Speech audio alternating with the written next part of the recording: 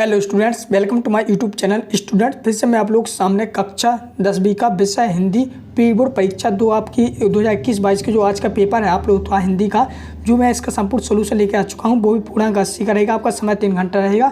तो इसका संपूर्ण सोल्यूशन आप लोगों को बाकायदा पूरा आप लोगों को 23वें प्रश्न तक, यानी एक प्रश्न से लेकर प्रश्न क्रमांक 23 तक का संपूर्ण हल मिलेगा। तो चलिए शुरू करता हूँ ये वीडियो। तो सर्वप्रथम आप लोग सामने इस प्रकार से यहाँ पर आप लोग देख सकते हो, यहाँ पर सही विकल्प पूछे गए हैं। जिस प्रकार से पहला पूछा गया है भक्ति काल की समय की सीमा है, तो यहाँ पे आपका 12 नंबर सही होगा, संवत 1375 से संवत 1700 तक। इसी प्रकार से दूसरा है रामचरितमानस की भाषा है, तो कौन सी है रामचरितमानस की भाषा, हो जाएगी अवधि। इसमें तीसरा रोध रस का स्थायी भाग होता है, तो ये तो सभी को पता होता है, क्रोध होता है। नेताजी की मूर्ति लगवाई गई थी, तो नगर पालिका द्वारा लगवाई थी।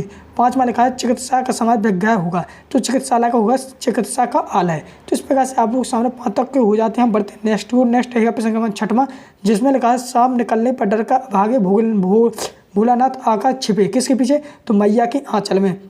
तो इस प्रकार से आप लोग सामने 6 नंबर के पूरे कंप्लीट होते हैं। सही विकल्प चुनकर लिखना था जो आपके संपूर्ण हल होते हैं। अब बढ़ते हैं हम लोग रिक्त की ओर।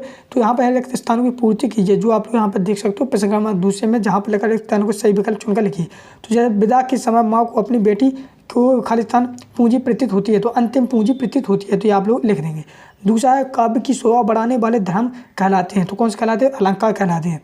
अब रमणीक प्रतिपादक शब्द काव्य की परिभाषा है, तो ये हो जाएगी आपका किनकी, तो ये हो जाएगी आचार्य विश्वनाथ की। अगला है आत्मकथा के लेखक में जीवन का वर्णन होता है, तो किसके आत्मकथा में स्वयं के जीवन का वर्णन होता है। पांचवा है यथाशक्ति में समास होता है, तो कौन सा समास होता है, तो होता है अव्ययभाव समास। छठवां कभी कभी खालिस्तान हमसे कुश्ती भी लड़ते थे, कौन लड़ते हैं, बाबूजी। इसी प्रकार से हिरोशिमा में है, तो हिरोशिमा कहाँ पर है, तो जापान में है। तो इस प्रकार से आप लोग उसको पूरा कंप्लीट कर लेंगे।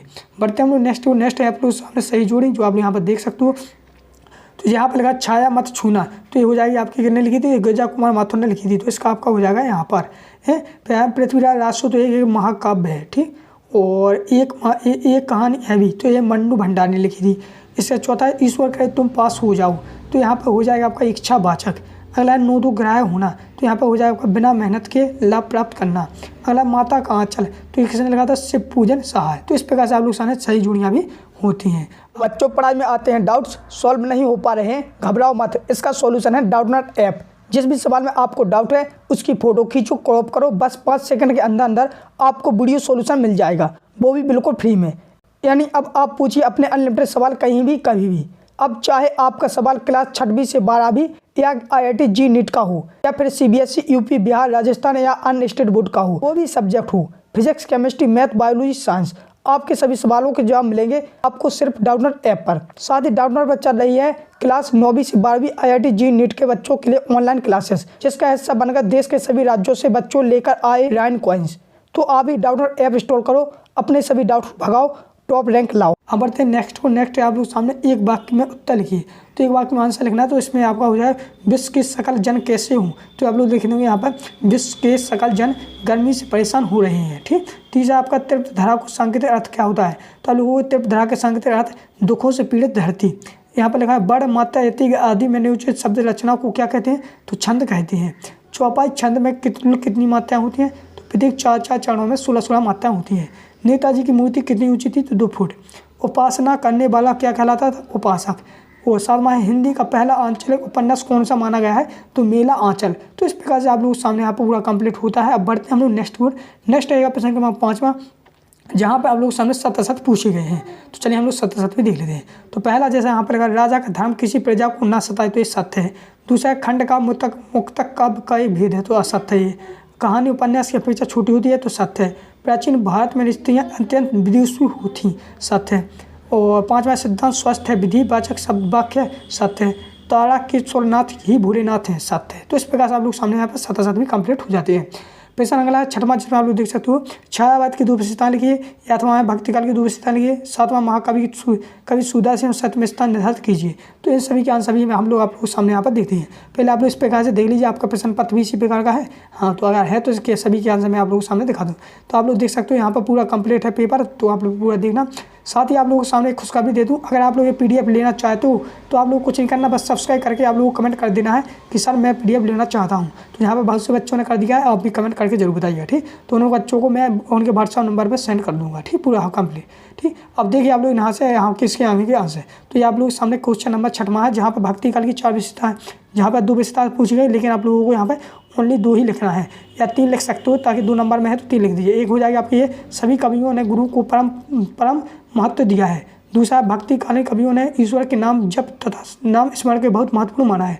तीसरा, ईश्वर प्राप्ति के लिए सही कवि प्रेम भाव व भक्ति को साधन मानती हैं। तो इस प्रकार से आप लोग सामने 6वें का अथवा हो जाएगा, ये 6वें का अथवा वाला आंसर है, ठीक, भक्ति काल की विशेषता है। इसी प्रकार से प्रश्न नंबर 7वां, जहाँ पर प्रश्न नंबर 7 में भी आप लोगों को अथवा में पूछा गया है कि तुलसीदास की 2 रचना लिखिए और वहाँ पर उनकी काव्यगत विशेषता लिखिए। तो आप लोगों को पहले लिखना है रचना, हेडिंग डालना रचना है, और आप लोग लिख देना श्री रामचरितमानस और दोहावली और कविता लिखी। तो ये 3 लिख देना, 2 पूछी गई, लेकिन वो कामगत विशेषता, तो आप लोग हेडिंग डालना है कामगत विशेषताओं। आप लोगों को यहाँ से पूरा भक्ति को ईश्वर प्राप्ति का साधन मानने वाले कविता तुलसीदास तत्कालीन समाज भक्त कवि के साथ साथ समाज सुधारक भी माने गए हैं। तो आप लोग यहाँ तक लिख देना बस, ठीक, ये आपकी विशेषता हो जाएगी। तो इस प्रकार से प्रश्न नंबर 7 का अथवा भी हो जाएगा। बढ़ते हम लोग नेक्स्ट प्रश्न क्रमांक 8वां, जहाँ पर पूछा गया है कवि निराला की आँख फागुन की सुंदरता से क्यों नहीं हट रही। तो यहाँ पर हो जाएगी फागुन में प्रकृति की सुंदरता में ऐसा निखार आ गया है कि उसकी आवाज़ सवा नहीं पा रही। फागुन में सौंदर्य की मादकता चारों ओर छाई हुई है।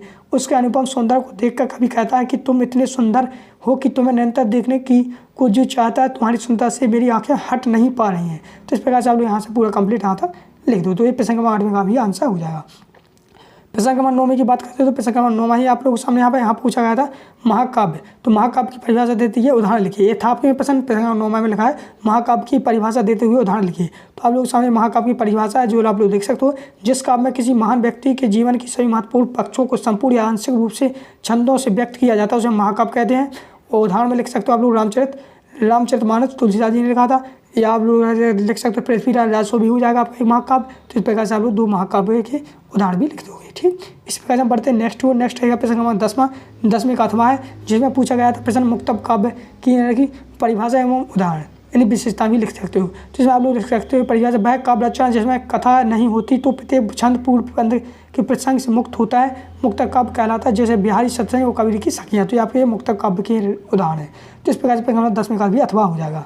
अगला प्रश्न क्रमांक आपके सामने 11, जहाँ पर पूछा गया है कि 2 उपन्यास लिखिए और उनके लेखक लिखिए। तो आपके सामने ये उपन्यास हो जाएंगे, ये 2 ठग गया, और 2 उपन्यासकार हैं, उनके लेखक होंगे उपन्यासकारक। तो आप लोग इन 2 को लिख देंगे। एक लिख दो आप लोग मृगननी, एक लिख दो मुर्दों का टीला। सृजन के लेखक हैं आप लोग सामने वृंदावन लाल वर्मा और आगे। तो इस प्रकार से आप लोग पूरे उत्तर डाल के इस प्रकार से प्रश्न नंबर 11 का हो जाएगा। 2 लिख देना, 4 दिए गए हैं, 2 भी लिख दिए, 3 भी लिख सकते हो, ठीक, ताकि अच्छे नंबर मिल जाए।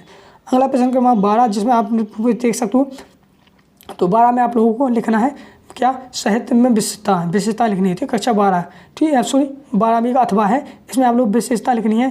तो आप लोग इनकी विशेषता लिख लीजिए। तो आप लोग लिखोगे विशेषता, हेडिंग डालोगे विशेषता, और आप लोग यहाँ से लिख दोगे यहाँ तक, ठीक। तो इस प्रकार से आप लोग सामने इनकी विशेषताएँ हो जाएंगी पूरी कंप्लीट, ठीक। तो आप लोग यहाँ से यहाँ तक लिख देना है, ठीक।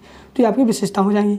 अगला आप लोग सामने प्रश्न नंबर 13, जिसमें पूछा गया था कि भारत की अभी यहाँ पर प्रश्न आपके 13 में दूसरा लिखा, लेकिन यहाँ पर वही वाला प्रश्न है जहाँ पर श्रद्धा से यहाँ पर पूछा गया था। जैसे प्रश्न है आपका कि भगत कबीर का आगाध श्रद्धा के क्या कारण थी, ठीक। तो आपके प्रश्न में यही वाला आंसर आ जाएगा। तो आप लोगों को कुछ नहीं करना, उत्तर डाल के आप लोगों को यही लिख देना है भगत कबीर का आगाध श्रद्धा निम्न कारण थी। पहला आपका कबीर का आडम्बरों से सहित सादा जीवन और सामाजिक कुरीतियों का प्रबंध विरोध। तो इस प्रकार से आप लोग यहाँ तक लिख देना। तो 13 का भी आंसर हो जाएगा।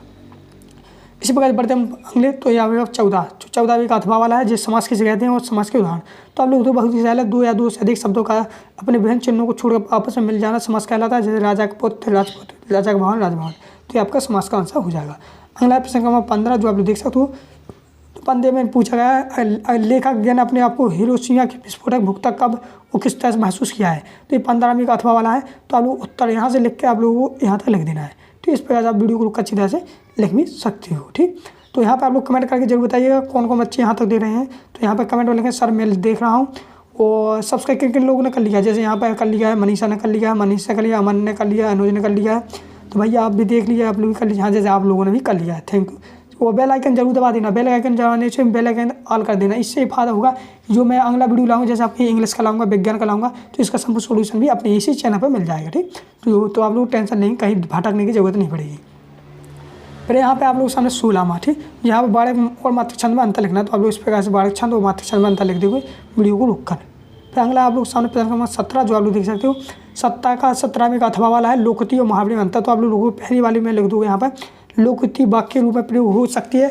दूसरे में लोगों लोकोक्ति के लिए एक तंदुरुस्त संदर्भ आवश्यकता होती है। पहला मुहावरा स्वतः रूप में प्रयुक्त नहीं हो सकता। दूसरा में मुहावरे के लिए समय आवश्यकता होनी होती है। ये उदाहरण लेते हैं तो 3 हो जाएंगे आपके, 3 ही पूछे गए हैं। लोकोक्ति मुहावरे में 3 अंतर लिखिए तो ये 3 अंतर हो जाएंगे। अगला प्रश्न क्रमांक 18 जो आप लोग देख सकते हो, तो प्रश्न क्रमांक 18 में आपके प्रश्न ही उसी उत्तर से लिखना। आप लोग आपके जो आपका प्रश्न पत्र मिला है उसी से है, क्योंकि आप लोगों को गद्यांश पढ़ना पहले, फिर इस गद्यांश को पढ़कर आप लोगों को जो प्रश्न दिए गए थे उनके आंसर भी लिखना है। तो चलिए मैं आप लोग बता देता हूँ। तो इसमें उपयोग गद्यांश का जो शीर्षक हो जाएगा आपका देश प्रेम। ठीक, फिर देश के प्रति संपर्क का भाव कब जागृत होता है। तो आप लोग यहाँ पर लिखना है, यहाँ से लिखना है जब तक व्यक्ति के देश को अपना आराध्य बनाता है। यहाँ पर नहीं काट देना है, बल्कि लिख देना है आराध्य बनाता है, तब तक देश के प्रति संपर्क का भाव भी उसमें जागृत होता है। तो यहाँ पर नहीं काट देना, दोनों जगह नहीं काट देना, वो आपका आंसर हो जाए दूसरे का। अब उपयुक्त गद्यांश का सारांश है। तो उपयुक्त गद्यांश का सारांश आप लोगों को यहाँ से लेके पूरा आप लोगों को कहाँ तक लिख देना है, यहाँ तक लिख देना। ठीक, तो उपयुक्त गद्यांश का सारांश यहाँ से यहाँ तक हो जाएगा उसी का। तो ये आप लोगों ने संस्कृत में भी आता है कि उसी में से पढ़ो, उसी का आंसर उसी में से। तो इस प्रकार से आप लोग के आंसर हो जाएंगे। अब ये अथवा वाला आपको छोड़ देना, क्योंकि अथवा वाला नहीं करना है। 2 या तो आप लोग प्रश्न वाला करना पड़ता है या अथवा वाला, 2 में से एक करना पड़ता है। तो हम लोग ये वाला कर देंगे। ठीक, तो इस प्रकार से आप लोग सामने यहाँ पर कौन से प्रश्न का हो गया है, ये हो गया 18वीं का। ठीक, 19वीं का मैं आप लोगों को अगली वीडियो में बताऊंगा, क्योंकि इस वीडियो में मैंने ढूंढा बहुत लेकिन नहीं मिला है। तो 19 का मैं अगली वीडियो में लाऊंगा, इसलिए आप लोग सब्सक्राइब जरूर कर लेना। सब्सक्राइब करने से यही फायदा होगा, जो मैं 19 का आंसर लाऊंगा तो उसका समझ सोल्यूशन आप लोग इसी चैनल पर मिल जाएगा। ठीक, वो बेल आइकन जरूर दबा देना, ऑल कर देना। ठीक, इसी प्रकार से अगला 20वां, जहाँ पर 20वां में आप लोगों को क्या संदर्भ प्रसंग व्याख्या करनी है, जिस प्रकार से आप लोग देख सकते हो। तो इस प्रकार से आप लोग संदर्भ डाल लेना और इसमें यहाँ तक लिख देना। ठीक, और फिर आप लोगों को डालनी हेडिंग डालनी है व्याख्या, प्रसंग डालना, पहले डालना आप लोग प्रसंग भी लिख देना यहाँ तक, और व्याख्या भी लिख देना है। यहाँ व्याख्या लिखनी है आप लोगों को यहाँ तक बस। ठीक, ज़्यादा बड़ी मत लिख लेना, यहीं तक हो जाएगी। ठीक, लेते हो बस। ठीक, और काव्य सुंदर में ये भी लिख देना। ठीक, ये वाला। तो इस प्रकार से आप लोग सामने पूरा कंप्लीट हो जाएगा 20वीं का। बढ़ते हम लोग नेक्स्ट आप लोग सामने 21वीं की बात करते हैं। तो 21वीं वाला 21 और 19 वाला वीडियो में अलग वीडियो लाऊंगा, इसलिए सब्सक्राइब जरूर कर लेना, क्योंकि ये मैंने ढूंढा लेकिन मैंने बहुत ही मेहनत लगती है आप लोगों के लिए। अब 20वीं की बात करते हैं। तो 20वीं में पूछा गया है माध्यमिक शिक्षा मंडल द्वारा द्वितीय अंक सूची प्राप्त करने के लिए लिखिए। तो कक्षा 10वीं की द्वितीय अंक सूची प्राप्त करनी है, तो आप लोग इस प्रकार से लिख दीजिए। सर्वप्रथम आप लोगों को कुछ नहीं करना, बस यहीं पर लिखना सेवा में सभी सचिव महोदय माध्यमिक शिक्षा मंडल भोपाल मध्य अंक सूची द्वितीय प्रति प्राप्त करने हेतु महोदय मैं कक्षा 10वीं की परीक्षा, यहाँ पर आपने संदेह कर देना है, यहाँ पर मेरा अनुकाम डालना है, ये सब लिख देना। और बाकी यहाँ पर बस आपको अपना नाम डाल लेना है, पिता का नाम डाल लेना है, यहाँ पर अपना नाम डालना। ठीक, इस प्रकार से आप लोग यहाँ पर दिनांक डाल लेना और यहाँ पर प्रार्थी का यहाँ तक लिख देना। तो इस प्रकार से आप लोग 22वीं की पूरी कंप्लीट हो जाएगी। अब मैं बढ़ते नेक्स्ट वो 23 में आप लोगों को एक निबंध लिखना है। तो निबंध आप लोग अपने मन से भी लिख सकते हो, अगर यही वाला लिखना चाहते हो तो काफ़ी सहल है और बहुत ही कम शब्दों में लाया हूँ। तो आप लोग इस प्रकार से देखना, पर्यावरण प्रदूषण के ऊपर ए वाली रूपरेखा लिख लेना, फिर इसके बाद प्रस्तावना डाल लेना, ये लिख देना वीडियो को रोक कर। फिर आप लोग प्रदूषण का अर्थ लिख देना है। ठीक, ये वाला। इसी के बाद आप लोग प्रदूषण के प्रकार लिख देना है। इसके बाद आप लोग जो है प्रदूषण का मानव जीवन पर प्रभाव लिख देना, रोकने को उपाय, और ये हेडिंग डाल के आप लोग पूरा यहाँ तक हो जाएगा। तो इस प्रकार से आप लोग सामने आपको पूरा संपूर्ण हल होता है। अब आप लोग कमेंट करके बताइएगा अगला वीडियो में क्या लाऊँ, इंग्लिश का लाऊँ या विज्ञान का। हाँ जी, कमेंट कर रहे हैं बच्चे। हाँ, तो ये वीडियो तभी मिल पाएगा आप लोगों को जब आप लोग सब्सक्राइब कर लोगे। सब्सक्राइब करने से ही फायदा होता है कि जो मैं नेक्स्ट वीडियो लाऊंगा उसका संपूर्ण सोल्यूशन, तो आप लोगों को सब्सक्राइब करने से आपके मोबाइल पर आ जाएगा नोटिफिकेशन, और आप लोगों से सर्वप्रथम देखने को सबसे पहले कर लोगे। ठीक, तो बहुत से बच्चों ने कर लिया, आप भी कर लीजिए। थैंक यू, मिलते हैं नेक्स्ट वीडियो, तब तक के लिए जय हिंद जय भारत।